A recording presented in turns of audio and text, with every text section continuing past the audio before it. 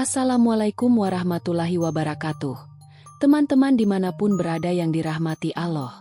Untuk penonton baru maupun setia, semoga kalian selalu diberikan kesehatan, kelancaran rezeki, dan kemudahan dalam segala urusan.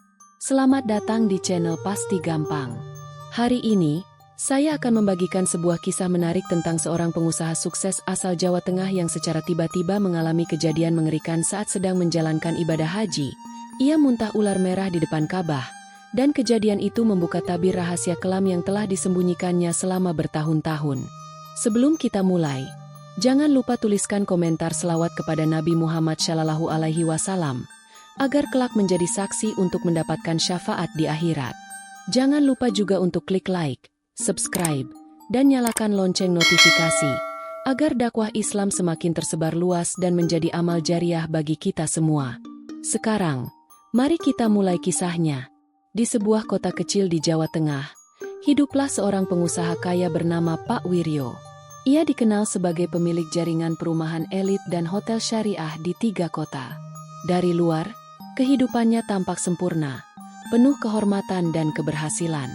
Namun di balik senyumnya yang ramah, Pak Wiryo menyimpan rahasia masa lalu yang menggores hatinya dalam. Istrinya telah meninggal 5 tahun lalu dalam kecelakaan misterius yang hingga kini tak ia ungkapkan ke siapapun. Sejak saat itu, hidup Pak Wiryo sunyi, meski dikelilingi kekayaan dan pujian. Ia hanya ditemani anak angkatnya, Rama, yang tak pernah tahu siapa ibu kandungnya. Malam-malam Pak Wiryo dihabiskan dalam sepi, menatap langit dari balkon rumah besarnya yang mewah. Ia sering terbangun karena mimpi buruk, mendengar suara tangisan dari lorong rumahnya. Setiap pagi, wajahnya selalu tampak lelah, seolah tidur tak pernah benar-benar datang. Pembantu rumah bahkan mengaku sering melihat bayangan perempuan berjalan di belakangnya. Tapi Pak Wiryo hanya tersenyum tipis dan mengatakan bahwa mungkin itu halusinasi. Namun dalam hatinya, ia tahu itu bukan sekadar bayangan. Ia tahu siapa yang datang setiap malam. Suatu pagi, Pak Wiryo menerima undangan dari Kementerian Agama untuk berangkat haji. Namanya keluar dalam daftar cadangan yang langsung naik menjadi prioritas. Ia terdiam beberapa saat membaca surat itu, kemudian menangis dalam diam. Sudah lama ia menunggu momen ini, tapi juga takut akan sesuatu yang tak bisa dijelaskan. Ia merasa waktu pertanggungjawaban semakin dekat. Namun ia tetap memutuskan berangkat, berharap menemukan kedamaian di tanah suci. Dalam hati, ia berbisik, "Ya Allah, bimbing aku." 2 hari sebelum keberangkatan, Pak Wiryo bertemu seorang kakek tua di masjid kampungnya. Kakek itu memandangi wajah Pak Wiryo lama, lalu berkata pelan, "Jangan lupa, setiap janji akan ditagih." Pak Wiryo tersentak, namun tak menjawab, hanya membalas dengan senyum kaku. Kakek itu lalu berjalan pergi tanpa menoleh sedikit pun. Malamnya, Pak Wiryo kembali bermimpi. Dalam mimpi itu, ia melihat ular besar berwarna merah menggeliat di bawah tempat tidurnya. Suaranya mendesis sambil berkata, "Kami masih menunggumu." Hari keberangkatan tiba, dan suasana Bandara Soekarno-Hatta penuh haru dan takbir. Pak Wiryo mengenakan kain ihram. Tubuhnya tampak tenang namun matanya menyimpan keresahan. Ia tak banyak bicara selama penerbangan menuju Jeddah. Dalam hati, ia memohon kepada Allah agar bisa menjalankan ibadah ini dengan sempurna. Namun bayangan ular merah dalam mimpinya terus mengikuti di setiap pejam mata. Ia mencoba menepisnya dengan zikir, tapi hatinya masih gelisah, seolah ada sesuatu yang menunggu. Sesampainya di Mekah, Pak Wiryo terdiam lama memandangi Ka'bah. Air matanya jatuh begitu saja tanpa ia sadari.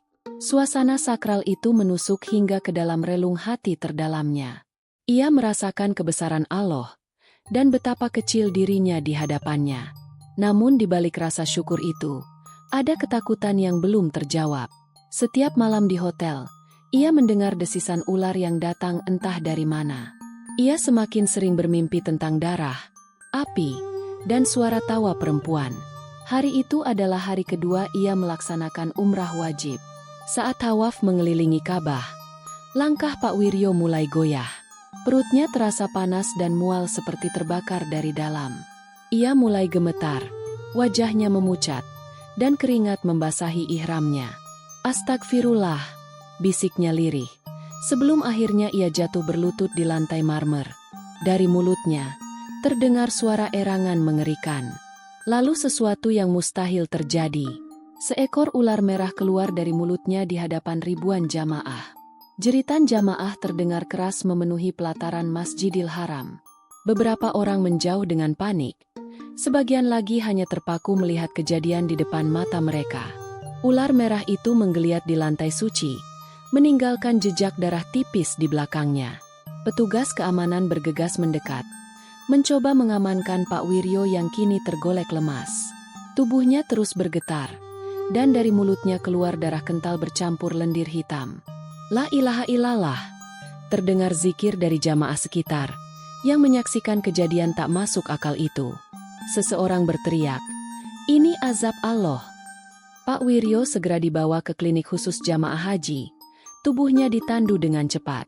Buang air kecil dan muntah darah terus keluar dari tubuhnya tanpa henti.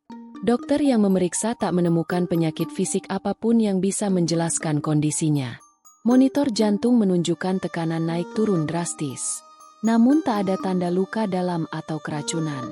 Beberapa tenaga medis mulai berzikir saat mendekatinya. Seorang dokter asal Mesir berbisik, "Dia sedang dihukum." Dalam kondisi setengah sadar, Pak Wiryo membuka matanya perlahan. Ia menatap seorang relawan Indonesia di sisinya dan berucap lirih, "Aku tahu kenapa ini terjadi." Suaranya terputus-putus, tapi cukup jelas untuk menggetarkan hati yang mendengar. "Aku pernah berjanji kepada mereka, tapi aku langgar, aku hianati," katanya dengan napas berat. Air mata jatuh dari sudut matanya yang sembab. "Ular merah itu, bagian dari perjanjianku." Lalu matanya menutup kembali. Napasnya memburu tak teratur. Beberapa tahun lalu, saat bisnis perumahan Pak Wiryo hampir bangkrut, ia mendatangi seorang dukun tua. Dukun itu tinggal di lereng Gunung Muria, di sebuah pondok tua yang penuh dupa dan ukiran mantra. "Aku ingin kejayaan. Aku ingin nama besar dan kekayaan," ujar Pak Wiryo waktu itu. Dukun itu hanya tersenyum dan menjawab, "Harga kejayaan adalah darah." Tanpa berpikir panjang, Pak Wiryo menyanggupi perjanjian itu. Ia bahkan menandatangani kontrak gaib yang ditulis dengan darahnya sendiri. Tapi ia tidak tahu bahwa darah yang dimaksud bukan hanya miliknya. Setelah membuat perjanjian, bisnisnya melejit luar biasa dalam waktu kurang dari 2 tahun. Ia membeli tanah di 3 kabupaten, membangun hunian syariah, dan dikenal sebagai dermawan. Tapi tak lama kemudian, istrinya meninggal secara misterius dalam kecelakaan tunggal. Rem mobilnya blong saat menuruni jalan setapak di daerah pegunungan. Dalam hati, Pak Wiryo sadar, itulah harga yang harus ia bayar. Tapi ia pura-pura tak tahu, dan tetap hidup dalam kemewahan. Sampai akhirnya, suara-suara itu mulai datang saat malam. Setiap malam sejak kepergian istrinya, Pak Wiryo selalu bermimpi rumahnya dipenuhi ular merah. Dalam mimpi itu, istrinya duduk di ruang tamu, wajahnya pucat dan berlumuran darah. "Kau melanggar janji, mereka akan datang menagih," bisik perempuan itu dalam mimpinya. Ia sering terbangun dengan tubuh basah oleh keringat dan tangan gemetar. Pembantunya beberapa kali mengaku melihat perempuan berdiri di dapur tengah malam. Tapi Pak Wiryo selalu menyuruh mereka diam. Tak ingin hal ini tersebar. Kini, semua itu nyata di depan matanya. Rama, anak angkat Pak Wiryo, adalah anak dari adik istrinya yang meninggal sejak kecil. Ia dibesarkan seperti anak kandung, namun tak tahu latar belakang gelap keluarga itu. Rama sedang berada di Indonesia ketika mendengar kabar bahwa ayah angkatnya dilarikan ke rumah sakit haji. Ia langsung mengurus visa untuk menyusul ke Tanah Suci. Dalam perjalanannya, Rama menemukan surat lama di brankas rumah Pak Wiryo. Surat itu berisi perjanjian darah dengan stempel merah yang masih basah meski bertahun-tahun berlalu. Dan di bagian bawah tertulis, tumbal berikutnya akan ditentukan oleh darah keturunan. Saat itu juga, Rama gemetar membaca kalimat tersebut. Ia teringat semua hal aneh yang terjadi selama ia tinggal bersama Pak Wiryo. Ular kecil di dalam kamar, suara-suara dari gudang, dan larangan keras membuka pintu bawah tanah. Semua mulai masuk akal. Ia mulai menyadari bahwa hidupnya mungkin tak pernah bebas sejak awal. Dan kini, jika ayah angkatnya gagal menebus janjinya, maka dirinya lah yang akan menjadi ganti tumbal berikutnya. Malam pertama Rama menginap di hotel dekat bandara. Ia tertidur dalam kelelahan. Dalam mimpinya, ia berada di sebuah rumah gelap, penuh asap dan bau darah. Di sudut ruangan, seekor ular merah melingkar dan menatapnya dengan mata membara. Dari balik kabut, muncul sosok perempuan bergaun putih dengan rambut menjuntai menutupi wajahnya. "Lari, sebelum mereka memilihmu," bisik perempuan itu lirih. Rama terbangun dengan tubuh berkeringat dan napas tersengal. Mimpi itu terasa lebih nyata dari sekadar bunga tidur biasa. 2 hari kemudian, Rama tiba di Mekah dan langsung menuju rumah sakit tempat Pak Wiryo dirawat. Ia mendapati ayah angkatnya lemah, terbaring dengan selang infus dan selimut menutupi hingga leher. Mata Pak Wiryo terbuka samar saat melihat Rama. Air matanya mengalir perlahan, dan ia memegang tangan Rama dengan gemetar. "Maafkan aku, Nak. Aku telah mewariskan kegelapan padamu." Rama bingung dan hanya bisa memeluknya dengan kaku. Dalam hatinya, ia merasa ada sesuatu yang lebih buruk akan segera terjadi, dan ia mulai mempertanyakan siapa sebenarnya dirinya. Meski belum sepenuhnya pulih, Pak Wiryo bersikeras ingin menyelesaikan rukun hajinya. Dengan kursi roda, ia dibawa ke area tawaf, didampingi Rama dan seorang petugas. Langkah demi langkah mereka lewati, namun aura di sekitar Pak Wiryo terasa aneh. Jamaah lain terlihat menjauh perlahan, seolah ada hawa panas menyebar dari tubuhnya. Di putaran keempat, Pak Wiryo mulai menangis dan meracau lirih. Mereka sudah datang, mereka menagih. Dan tiba-tiba, tubuhnya mulai gemetar hebat. Di hadapan ribuan jamaah, untuk kedua kalinya, tubuh Pak Wiryo bereaksi tak masuk akal. Dari mulutnya, keluar darah hitam pekat disertai seekor ular merah yang lebih besar dari sebelumnya. Suasana menjadi kacau, teriakan dan zikir bercampur menjadi satu. Beberapa jamaah langsung jatuh pingsan karena syok melihat kejadian itu. Petugas mencoba menarik kursi roda menjauh dari kerumunan. Tapi ular itu melilit kaki Pak Wiryo seolah enggan berpisah. "Dia belum menepati janjinya," bisik suara gaib yang hanya didengar oleh Rama. Setelah kejadian itu, kondisi Pak Wiryo semakin memburuk. Di dalam ruangan rumah sakit, tubuhnya kejang-kejang hebat setiap malam. Dokter tak mampu menjelaskan sebabnya. Namun para relawan senior mulai membaca ayat suci tanpa henti. Di malam terakhir, Pak Wiryo meminta Rama mendekat. Dengan suara serak dan lemah, ia berkata, "Tutup semua usahaku, hancurkan rumah di lereng gunung, bakar semuanya." Lalu dengan napas terakhir, ia berkata, "Ampuni aku ya Allah."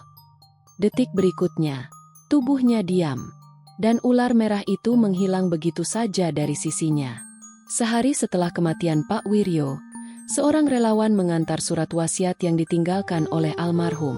Surat itu ditulis tangan, namun sebagian hurufnya terlihat seperti terbakar dan ternoda darah.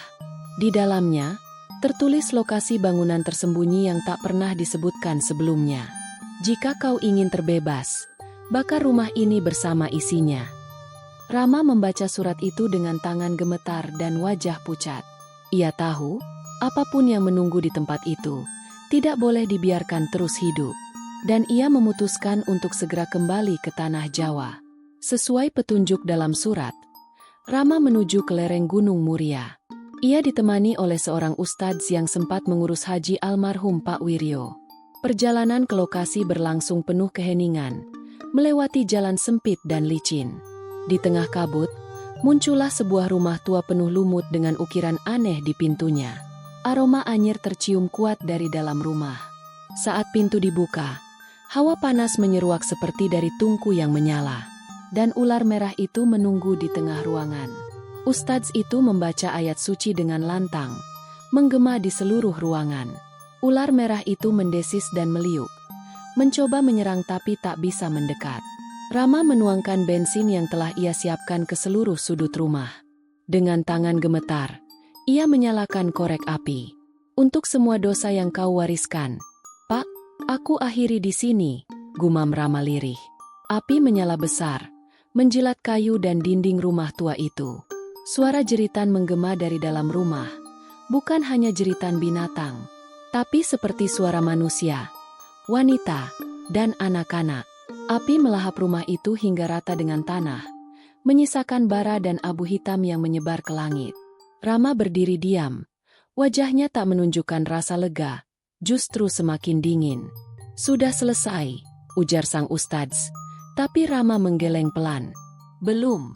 Aku masih merasa ada yang belum pergi. Di tengah bara, seekor ular kecil merah muncul sekejap sebelum terbakar hangus. Lalu terdengar bisikan samar. Kami belum selesai dengan darahmu. Dan angin dingin menyapu kulit Rama hingga membuatnya merinding. Setelah kembali ke rumah, Rama mulai menutup satu persatu usaha peninggalan Pak Wiryo. Ia menjual hotel, properti, bahkan kendaraan mewah dan aset lain. Setiap hasil penjualan, ia salurkan ke pesantren, panti asuhan, dan pembangunan masjid. Namun tiap malam, suara desis itu masih terdengar samar di balik dinding kamar. Kadang terdengar tangisan perempuan, kadang suara anak kecil memanggil namanya. Ia mulai ragu, apakah semua ini bisa ditebus dengan membakar satu rumah? Atau mungkin, ia sendiri telah menjadi bagian dari perjanjian itu. Suatu malam, Rama terbangun dan melihat sosok perempuan berdiri di depan cermin kamarnya. Gaunnya merah, wajahnya tak terlihat, hanya rambut panjang menutupi hingga dada. Kau, anak dari janji yang belum ditepati, bisiknya lirih. Rama tak bisa bergerak. Tubuhnya seperti terkunci oleh tatapan kosong dari pantulan cermin. Darahmu akan jadi gantinya. Saat ia berhasil memejamkan mata, sosok itu hilang. Tapi cermin di kamar retak, membentuk simbol ular melingkar. Dalam kebingungan dan ketakutan, Rama mulai memperdalam ibadah. Ia lebih sering berada di masjid, membaca Al-Quran, berzikir siang malam. Dalam satu malam tahajud, ia menangis dan bersujud lama, meminta perlindungan dari Allah. Saat ia tertidur di sajadahnya, ia bermimpi berada di padang luas bersama seorang lelaki berjubah putih. Lelaki itu berkata, "Jika kau ingin bebas, jangan lari. Hadapi dan putuskan mata rantainya." Rama bertanya, "Apa yang harus kuputus?" Lelaki itu menunjuk ke arah timur, dan ketika Rama menoleh, ia melihat makam tua di atas bukit.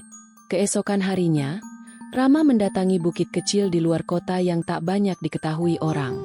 Di puncaknya, terdapat satu makam batu tua tanpa nama. Seorang kakek penjaga makam menyapa Rama dengan tenang. "Sudah lama mereka menunggumu datang." Makam itu adalah milik istri Pak Wiryo, yang tak pernah diziarahi sejak kecelakaan. Sang kakek memberinya seikat kunci dan satu surat bertuliskan tangan perempuan. Di dalamnya tertulis, "Maafkan aku, Rama, kau harus tahu kebenaran." Surat itu adalah tulisan tangan ibunya yang sebenarnya. Istri Pak Wiryo ternyata bukan korban. Ia adalah pelindung pertama Rama dari perjanjian itu. Ia telah mengetahui bahwa Rama adalah bagian dari perjanjian sejak ia bayi. Namun ia menukar dirinya agar Rama tetap hidup. Kecelakaannya bukan kebetulan, tapi bentuk penebusan.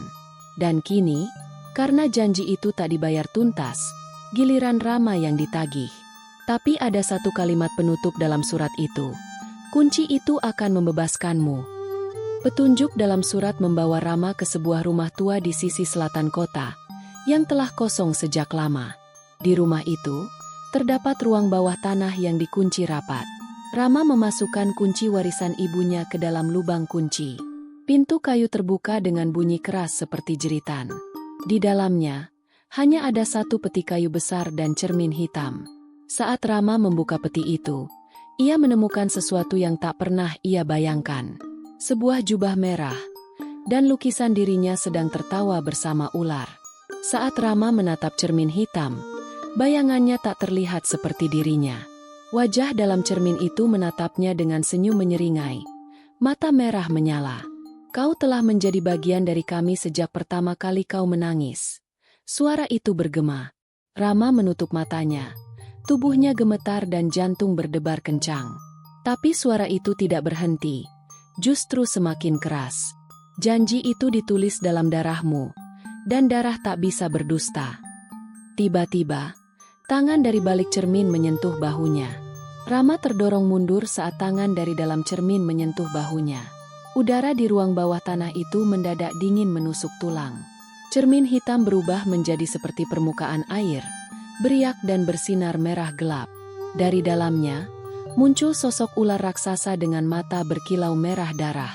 Ular itu berbicara tanpa suara, tapi pesannya masuk langsung ke dalam pikiran Rama. Kau bisa memilih kekuatan dan kekayaan, atau lenyap selamanya dalam penderitaan. Rama berdiri terpaku, tubuhnya gemetar, tapi mulutnya mulai membaca zikir lirih. Zikir dari mulut Rama mulai bergema dalam ruang bawah tanah yang gelap itu. Sosok ular raksasa mendesis, tubuhnya meliuk dengan amarah. Diam, nama itu membakar kami, teriak suara dari dalam cermin. Tapi Rama tidak berhenti, bahkan melantunkan ayat kursi dengan suara lantang. Cermin mulai retak.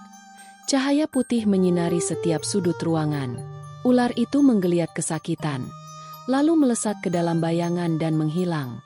Rama terjatuh, namun wajahnya tenang untuk pertama kali dalam hidupnya. Setelah peristiwa itu, Rama menutup rapat rumah di selatan dan menyerahkannya kepada pondok pesantren setempat. Ia mulai hidup sederhana, tinggal di rumah kontrakan kecil bersama istrinya yang sedang mengandung. Usaha yang ia bangun bukan lagi dari warisan, tapi dari tangan dan kerja kerasnya sendiri. Ia tak lagi mengejar kejayaan, melainkan keberkahan. Namun kadang di malam hari, angin berhembus aneh di luar jendela rumahnya. Dan suara desis itu sesekali masih terdengar jauh di balik rimbun pepohonan.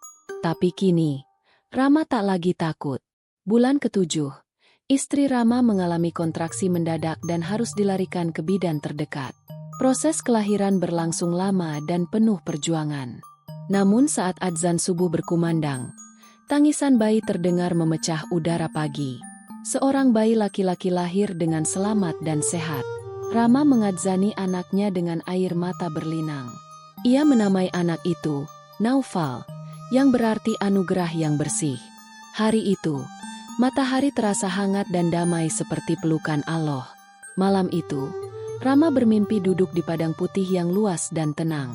Di hadapannya, berdiri sosok ibunya dengan wajah tenang dan senyum lembut. Kau telah memilih jalan yang benar, nak, katanya sambil mengelus kepala Rama. Janji itu telah kau putus dengan kebenaran. Tapi tetaplah waspada, karena ujian tak pernah berhenti. Rama menangis dalam mimpi itu, merasa seluruh bebannya perlahan luruh. Ketika terbangun, ia melihat istrinya tertidur memeluk bayi mereka. Dan pagi itu terasa seperti awal baru yang suci. Waktu berlalu, Rama kini mengelola sebuah rumah makan kecil yang selalu penuh karena kejujurannya. Ia menyisihkan sebagian pendapatan untuk memberi makan yatim piatu setiap Jumat. Anak-anak panti memanggilnya Ayah Rama dengan penuh cinta. Naufal tumbuh menjadi anak ceria dan pintar mengaji. Namun suatu malam, Rama mendengar suara lirih dari kamar anaknya. Saat membuka pintu, ia melihat Naufal duduk sendiri menatap ke jendela. Ayah, ular merah itu datang lagi. Tubuh Rama langsung tegang, tapi ia mencoba tetap tenang di depan Naufal. Apa yang kau lihat, nak? Tanyanya lembut. Dia besar, tapi dia tidak masuk, cuma melingkar di luar rumah, jawab Naufal polos. Rama keluar rumah dan melihat pekarangan. Namun hanya ada angin malam dan bulan separuh. Ia kembali membaca ayat kursi, lalu menaburkan garam di setiap sudut rumah. Malam itu, ia tidak tidur. Ia berjaga sambil berzikir, sampai azan subuh memecah sunyi. Selama beberapa minggu setelahnya, tidak ada gangguan lagi. Rumah mereka terasa lebih tenang, seperti dilindungi cahaya dari langit. Namun Rama tak pernah lengah, karena ia tahu ujian bisa datang kapan saja. Ia mendidik Naufal dengan ilmu agama sejak dini, berharap anaknya tumbuh kuat secara ruhani. Setiap malam, rumah kecil mereka dipenuhi suara hafalan Quran dan zikir. Rama tak ingin warisan gelap itu menyentuh generasi selanjutnya. Ia hanya ingin damai. Hingga akhir hayat, pada malam 17 Ramadan, Rama bermimpi lagi. Ia melihat langit terbuka, dan cahaya putih turun membasuh rumahnya. Di tengah cahaya itu, seekor ular merah mengecil, lalu lenyap seperti debu. Suara gaib berkata lembut, "Yang bersih akan dilindungi." Rama terbangun dengan air mata hangat dan hati yang lapang. Ia sujud syukur, berterima kasih kepada Allah atas kesempatan kedua yang diberikan. Dan sejak malam itu, tidak ada lagi suara desis, hanya ketenangan. Di lereng Gunung Muria, tempat perjanjian dahulu dibuat, kini hanya tersisa puing abu dan rerumputan liar. Tak ada yang tahu bahwa di tempat itu dulu pernah terjadi perjanjian berdarah. Tak ada juga yang tahu bahwa di sana pernah lahir sebuah pertobatan yang mengubah takdir. Jejak ular merah telah hilang dari dunia ini, tapi kisahnya tetap hidup dalam diam. Sebagai pengingat bahwa janji kepada selain Allah akan selalu menuntut balas. Hidup sederhana tidak membuat Rama merasa kekurangan sedikit pun. Ia merasa kaya setiap kali bisa membantu orang lain. Anaknya tumbuh sehat, cerdas, dan penuh kasih. Istrinya pun menjadi pendamping yang sabar dan penuh ketulusan. Di usia kepala 4, Rama merasa baru memulai hidupnya yang sebenarnya. Ia menyadari bahwa keteguhan hati dalam kebaikan jauh lebih kuat daripada harta dunia. Dan ketenangan jiwa adalah karunia terbesar dari Allah. Rama menuliskan semua kisah hidupnya dalam sebuah buku kecil berjudul Jejak Merah di Tanah Suci. Ia tidak mencantumkan nama, hanya menulis inisial. Buku itu disebar gratis ke pesantren dan panti asuhan. Ia berharap kisahnya menjadi pelajaran bagi siapapun yang membacanya, agar tidak lagi ada jiwa yang menjual dirinya untuk dunia, dan agar semakin banyak yang menyadari bahwa pintu tobat tidak pernah tertutup, karena rahmat Allah selalu lebih besar dari murkanya. Bertahun-tahun kemudian, Rama tak pernah lagi diganggu oleh suara, bayangan, atau mimpi buruk. Ia yakin bahwa semua itu telah sirna dengan ikhlasnya pertobatan dan amal-amalnya. Rumah kecilnya menjadi tempat berkumpul anak-anak untuk belajar mengaji setiap sore. Ia tidak lagi dikenal sebagai anak dari pengusaha besar, tapi sebagai guru kecil di kampung yang membawa ketenangan bagi sekelilingnya. Dan itu cukup baginya. Karena kini, ia hidup bukan untuk dikenang, tapi untuk berguna. Tidak semua kesuksesan berasal dari kerja keras yang suci. Kadang, ada bayaran tak kasat mata yang menanti di ujung jalan pintas. Harta bisa datang cepat, tapi bisa pergi lebih cepat. Ujian datang bukan karena Allah murka, tapi karena Allah sayang. Setiap luka adalah panggilan untuk kembali. Setiap bisikan gelap adalah peluang untuk menguatkan cahaya. Dan setiap langkah kecil menuju kebaikan adalah bentuk cinta sejati. Setiap anak Adam pasti pernah berbuat dosa, dan sebaik-baik orang yang berdosa adalah yang bertaubat. Hadis riwayat Tirmidzi nomor 2499. Dan bertaubatlah kamu sekalian kepada Allah, hai orang-orang yang beriman supaya kamu beruntung. Quran Surat An-Nur ayat 31. Katakanlah, wahai hamba-hambaku yang melampaui batas terhadap diri mereka sendiri, janganlah kamu berputus asa dari rahmat Allah.